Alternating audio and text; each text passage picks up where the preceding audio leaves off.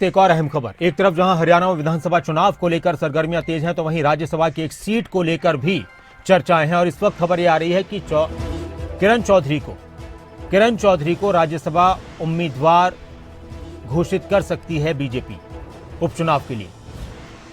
राज्यसभा उपचुनाव के लिए बीजेपी की तरफ से किरण चौधरी का दावा सबसे मजबूत लग रहा है। सूत्रों के हवाले से खबर भी मिल रही है। बीजेपी की तरफ से जल्दी ही उम्मीदवार की घोषणा की जाएगी। 21 तारीख आखिरी डेट है नामांकन की, तो कल का और परसों का दिन बाकी है।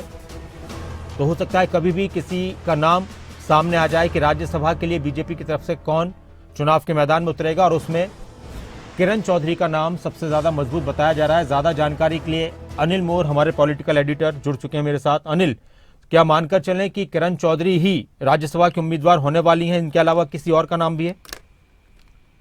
देखिए नासिर, हरियाणा में राज्यसभा उपचुनाव से जुड़ी दो बड़ी खबरें हैं। पहली बड़ी खबर तो यही है कि बीजेपी की तरफ से जल्दी ही राज्यसभा उपचुनाव के लिए उम्मीदवार की घोषणा कर दी जाएगी। जो संभावना लग रही है, जो हमें सूत्रों की तरफ से दावा किया गया है कि किरण चौधरी का नाम सबसे ऊपर है, किरण चौधरी का दावा सबसे ज्यादा मजबूत है। बीजेपी की तरफ से राज्यसभा उपचुनाव के लिए किरण चौधरी को उम्मीदवार बनाया जा सकता है। संभावना है देर रात या फिर कल तक जो है नाम की घोषणा कर दी जाएगी। ज्यादा संभावना ये मानी जा रही है कि कल तक किरण चौधरी के नाम की अनाउंसमेंट है वो कर दी जाएगी। इसके अलावा दूसरी बड़ी खबर यही है कि राज्यसभा उपचुनाव के लिए जो बीजेपी का उम्मीदवार है वो 21 तारीख को अपना नामांकन भरेगा, क्योंकि राज्यसभा उपचुनाव के लिए नामांकन की आखिरी तारीख 21 तारीख है। तो ऐसे में यही बात निकलकर सामने आ रही है कि राज्यसभा उपचुनाव के लिए बीजेपी का जो उम्मीदवार होगा वो 21 तारीख को अपना नामांकन है वो दाखिल करेगा। जी अनिल, एक बात और बताइए कि अगर किरण चौधरी राज्यसभा की उम्मीदवार होती हैं और जिस तरह के नंबर हैं बीजेपी के पास, तो उनके लिए आसान भी लगता है कि वो राज्यसभा पहुंच जाए, बाकी